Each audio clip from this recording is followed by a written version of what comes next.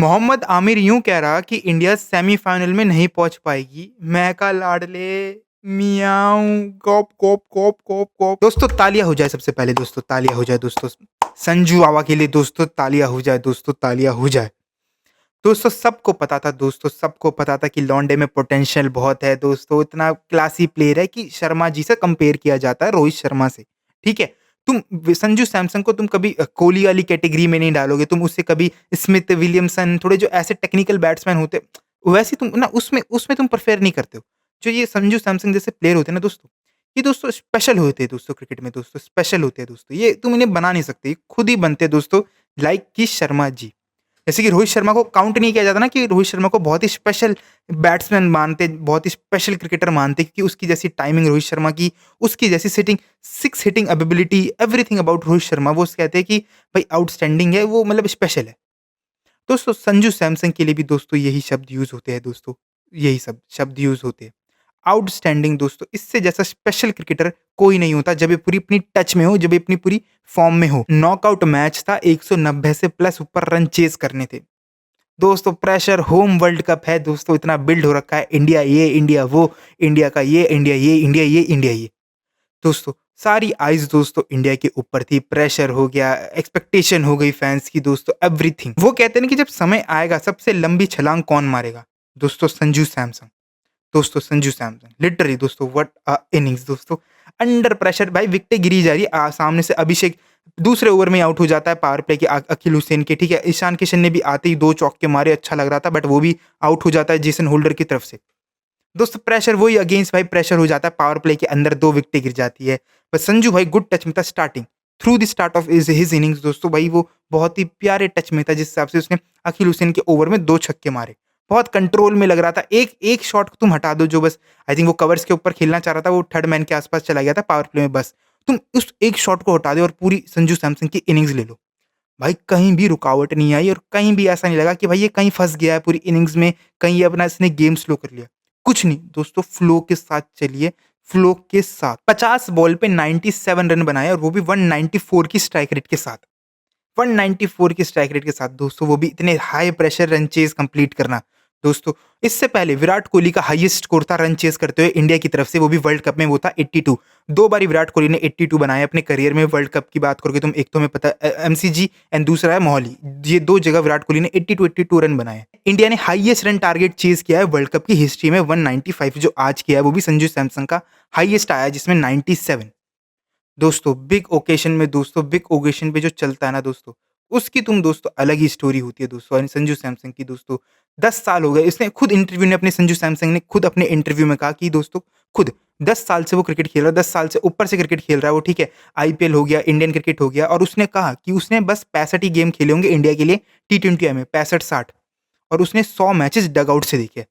समझ रहे हो? 100 मैचेस वो डग आउट से मैच देख रहा था, उसने यही बातें बोली, इमोशनल लग रहा था दोस्तों, लौंडा इमोशनल लग रहा था, क्योंकि वो ही था उसका, उसको कुछ बड़ा आ नहीं रहा था संजू से, लिटरली कुछ बड़ा आ नहीं रहा था। इतने साल बाद उसकी भाई जाके टीम में उसकी जगह कन्फर्म हुई थी कि रोहित शर्मा के रिटायर होने के बाद, कि वो परमानेंटली उसकी ओपनिंग स्पॉट मिल गई थी, बट उससे वो भी छीन ली जाती है कुछ टाइम बाद, जहाँ एशिया कप आता है, शुभमन गिल को उससे एंटर किया जाता है, शुभमन गिल ओपनिंग करता है संजू सैमसन की बल्ली, ठीक है, तो भाई फिर वही प्रेशर बन जाता है संजू सैमसन को, फिर डाउन दी ऑर्डर भेज दिया जाता है, फिर संजू की फॉर्म खराब होने लग जाती है, फिर संजू को टीम से ड्रॉप कर दिया जाता है, ठीक है, उसका हो गया था वो, और सबको पता था कि यार वो प्लेयर बहुत बढ़िया है, इसलिए उसे इतने मौके भी मिलते थे। कितनी बार उसे मौके भी मिले, कितनी बार। तुम विराट कोहली की, तुम जब विराट कोहली कैप्टन था जब बात कर लो, ठीक है, रोहित शर्मा कैप्टन था जब बात कर लो, तो भाई उसे अपॉर्चुनिटी बहुत मिली है, अपॉर्चुनिटी बहुत मिली है, सबको पता था कि भाई कुछ कर सकता है, कुछ कर सकता है, इसलिए उसे एक्स्ट्रा अपॉर्चुनिटी मिलती थी। बट वही वेट था कि भाई ये कब डिलीवर करेगा दोस्तों, कब डिलीवर करेगा, कब डिलीवर करेगा, कब डिलीवर करेगा। और आईपीएल भी संजू का सेम जाता है। इनिशियली के जो स्टार्टिंग के मैच होते हैं आईपीएल में 7-8, संजू सैमसन बहुत आउटस्टैंडिंग फॉर्म में होता है, जहाँ वो अपने पहली 8-7 मैचेस में ही कुछ 400-300 रन बना के बैठ जाता है। उसके बाद जैसे-जैसे टूर्नामेंट आगे बढ़ता है, वो थोड़ा फिर फँसने लग जाता है, उसकी फॉर्म डाउन हो जाती है। यही प्रॉब्लम थी संजू से बस, कि सबको, कि वो उस कंसिस्टेंट और जो मैच्योरिटी वाली इनिंग्स होती है ना, वो नहीं खेल पाता। कहीं न कहीं आके वो लूज़ शॉट खेल देता है हर बारी, प्रेशर सिचुएशन में आके टीम को फँसाने वाली। पर दोस्तों आज जिस हिसाब से दोस्तों सारी चीज़ जो साइड की दोस्तों, सबसे जो मज़ा आया देख के दोस्तों, भाई उसकी मैच्योरिटी, उसका गेम अवेयरनेस, उसे पता था कि भाई किस ओवर में कितना मारना है, चौके के बाद सिंगल लेना है, छक्के के बाद सिंगल लेना है, ठीक है? कभी रश दिखाया ही नहीं उसने अपनी थ्रू द इनिंग्स में। दोस्तों बहुत स्पेशल इनिंग्स थी दोस्तों लिटरली। पोस्ट मैच प्रेजेंटेशन में आ रहा है तो बंदा इमोशनल लग रहा है दोस्तों, तुम्हें पता चल रहा है उसके लिए कितना बड़ी चीज़ मायने रखती है। लिटरली उसने खुद भाई अपने इंटरव्यू में साफ-साफ चीज़ें बोली है, उसे खुद को ही नहीं पता था कि वो कुछ कर सकता है, नहीं कर सकता। इफ एंड बट दोस्तों उसका उसकी खुद की एक्सपेक्टेशन ही, ठीक है? उसे खुद को भी पता है कि भाई उसमें क्या कैपेबिलिटी है, उसमें क्या पोटेंशियल है, पर जब भी वो डिलीवर नहीं कर पाता था भाई टीम इंडिया के लिए, और इतने बड़े स्टेज पे दोस्तों, इतने बड़े स्टेज पे डू और डाई सिचुएशन है, इंडिया अपना होम पे वर्ल्ड कप खेल रही है, इवन हार जाते, कितनी दोस्तों लालते पड़ती दोस्तों, कितने ताने पड़ते कि भाई हम आईपीएल चला रहे हैं, हम क्वालीफाई नहीं कर पाए सेमीफाइनल के लिए। इससे 2-3 साल पहले हम पूरा रोला काटते आ रहे हैं भाई सीरीज़ में, बायलैटरल सीरीज़ में, कि हम इतनी तगड़ी बैटिंग करते हैं, हम इतनी बढ़िया परफॉर्मेंस करते हैं। तो बिल सारा दोस्तों इन्हीं प्लेयर पे फटता। पर दोस्तों जिस हिसाब से भाई आउटस्टैंडिंग नॉक खेली दोस्तों, फुल काम, कंपोज़ भाई, बिल्कुल बहुत ही काम, कभी ओवर हाइप लगा ही नहीं। कभी ऐसे नहीं लगा कि भाई जल्दबाज़ी हो रही है। सामने दूसरे एंड से ज़रूर चीज़ें हुई, बैक टू बैक विकेटें गिरी। सूर्य कुमार यादव की बहुत ही डाउटफुल इनिंग्स थी। लिटरली उसकी बहुत ही अजीब इनिंग्स थी, to be honest. Surya Kumar Yadav की समझ नहीं आया कि वो क्या करना चाह रहा है। उसने छक्के ज़रूर मारे, पर फँसी-फँसी इनिंग्स थी, जहाँ वो रन बॉल दोबारा टाइप खेल के गया, बस वहीं। तिलक वर्मा की दोस्तों जो एक क्लच जो परफॉर्मेंस थी, जो एक इम्पैक्टफुल परफॉर्मेंस थी, वो भी 180 के 170 के स्ट्राइक रेट के साथ, वो बहुत बढ़िया थी दोस्तों तिलक वर्मा की, जहाँ उसने आते ही तिलक का 27 रन का कैमियो बहुत इंपॉर्टेंट था। लिटरली उसने भाई नियरली कुछ 170 180 के स्ट्राइक रेट से रन बनाए, और बहुत अच्छे वो इम्पैक्ट रन दिए। ठीक है, कभी-कभार होता है रन बनाते पर वो इम्पैक्ट नहीं होते, बट जो तिलक ने रन बनाए 27 रन, भाई ये इम्पैक्ट वाले थे। देन उसके बाद हार्दिक एंड दुबे ने जो लास्ट में जो बाउंड्री मारी, जब थोड़ा मैच लग रहा था फँस रहा है दोबारा, हाँ, दुबे ने मैच वहाँ 2 बाउंड्री मार के पूरा मैच निकाला, और जो उसमें जो एक शॉट खेला, जो उसने बस यॉर्कर बॉल थी, और जिसने जब कट किया था वो थर्ड मैन के एरिया एरिया के पास गया था, बहुत ही शार्प गया था वो शॉट दोस्तों, बहुत ही उसने इम्प्रोवाइज़ किया। बट दोस्तों संजू ने दोस्तों पूरे मैच को एक साइड से कंट्रोल करके रख रखा था, लिटरली एक साइड से पूरा कंट्रोल करके रख रखा था। इंडिया ने पहले टॉस जीत के बॉलिंग ली, और वेस्ट इंडीज़ भी यही करना चाहती थी, क्योंकि हमें पता है दोस्तों जब भाई वेस्ट इंडीज़ खेलती है, उनकी बैटिंग डेप्थ भी तो देखो तुम कैसी है। बैटिंग डेप्थ वंस अगेन भाई, आज होल्डर नीचे से ले गया पूरा मैच। उसी ने नीचे से आके रन बनाया पावेल के साथ आके, ठीक है? तो दोस्तों इनकी बैटिंग डेप्थ भी, और हमने पहले भी देखा है भाई ये कैसे रन चेज़ करते हैं 2016 वाला, क्योंकि 2016 के बाद अभी मिल रहे हैं हम वेस्ट इंडीज़ के साथ वर्ल्ड कप में खेल रहे हैं। इतना टाइम हो गया, 10 साल बाद ही हम वर्ल्ड कप में वेस्ट इंडीज़ के साथ खेल रहे हैं, टी20 वर्ल्ड कप में। तो बहुत बड़ी बात थी एक तो फर्स्ट ऑफ ऑल ये, एंड जिस हिसाब से भाई वेस्ट इंडीज़ आई थी, स्टार्टिंग में जो हमने कैचेज़ ड्रॉप की, अभिषेक शर्मा का तो भाई मूड ही नहीं था। कैचेज़ भी ड्रॉप की लाला, और ऊपर से भाई जो रन बनाए, जो एक तो बहुत ही घटिया तरीके से आउट हुआ आज वंस अगेन। उस ओवर में जिसमें अभिषेक शर्मा आउट हुआ, संजू ने 2 छक्के मार दिए थे और 1 चौका मार दिया था। वो लास्ट बॉल बची थी, और 5वीं बॉल पे संजू ने सिंगल लेके अभिषेक को स्ट्राइक दी थी। अब एक सेंसिबल बैट्समैन, एक मैच्योर बैट्समैन, एक ठीक है, एक तो आपको कंडीशन पता चल गई ना, 1 ओवर में इतने रन आ गए, तो और अब आपका हक बनता है कि यार सिंगल लेके इस ओवर को तो निपटा लो। अगले ओवर में देखेंगे क्या होगा। और उसी आखिरी बॉल पे दोस्तों वही हैबिट से तंग वही आदमी बैट घुमा दिया, आउट हो गया। तो थोड़ा तो दोस्तों अब बहुत हो रहा है भाई अभिषेक के साथ, लिटरली होप तो करता हूँ कि भाई ये कमबैक करे, बट थोड़ी गेम अवेयरनेस टाइम के साथ थोड़ी तो आनी चाहिए दोस्तों। इतना भी नहीं है कि ठीक है भाई हर बॉल पे घुमाना है। थोड़ी गेम अवेयरनेस आ जाए तो दोस्तों हमारे लिए भी गेम आसान हो जाए। हम भी थोड़ा चैन से बैठ के गेम देख सकें। क्योंकि फटी-पड़ी में दोस्तों मैच देखना पड़ता है स्टार्टिंग के ओवर अब आजकल। क्योंकि तुम्हें कोई नहीं पता भाई कौन डक पे आउट हो जाएगा। रॉस्टन चेज़ को चांस मिला, वो 40 रन बना गया, एंड उसके बाद जो बुमराह का स्पेल था। बुमराह की 500 विकेट होने वाली है इंटरनेशनल क्रिकेट में।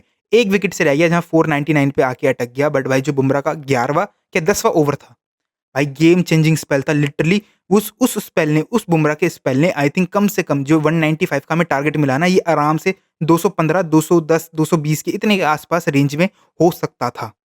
ये बुमराह की वजह से, जहाँ उसने हिटमायर को जो भाई आउट किया। ये हिटमायर दोस्तों इतनी बड़ी विकेट, एंड दूसरा रोस्टन चेज़। एक पूरे सेट बैट्समैन को आउट किया, और एक डेंजरस बैट्समैन को जो फॉर्म में है, 18-19 छक्के मार चुका है पूरे टूर्नामेंट में, टी20 वर्ल्ड कप में, हाईएस्ट है किसी बैट्समैन के द्वारा, सिमरन हिटमायर के। तो भाई इतनी हॉट फॉर्म में चल रहा था, और वो, और दूसरी जो सबसे बड़ी विकेट थी वो थी शर्फिन रदरफोर्ड की, जहाँ पांड्या ने ली थी ऑफ कटर डाल के, जो ब्रेक के बाद जस्ट आउट हो गया था वो शर्फिन रदरफोर्ड। ये 3 विकेट मेरे को लगता है कि बहुत इंपॉर्टेंट थी। बट उसके बाद अर्शदीप भाई, ये पाजी स्नैपचैट से थोड़ा बाहर निकलो। 22 रन खाए थे, 22-24 रन पड़े थे। जानिए इतने रन खाओगे, तुम्हीं से उम्मीद थी और तुम ही इतना रन खा रहे हो, क्योंकि 3 बॉलर है जो 40-40 रन खा के गए। चक्रवर्ती हो गया, बुमराह हो गया, चक्रवर्ती हो गया, पांड्या हो गया एंड अर्शदीप, इन तीनों बॉलरों ने 40-40 रन खाए। और वंस अगेन दोस्तों अक्षर पटेल आउटस्टैंडिंग, 36 रन डाल के या पावर प्ले के अंदर ही अंदर 1-2 ओवर आके उसने खत्म कर दिया अपना स्पेल। उसने मज़े की बात थी कि सूर्य कुमार यादव ने अक्षर पटेल को एक्सपोज़ नहीं किया हिटमायर के अगेंस्ट, शर्फिन रदरफोर्ड के अगेंस्ट एंड रोमन पावेल के अगेंस्ट।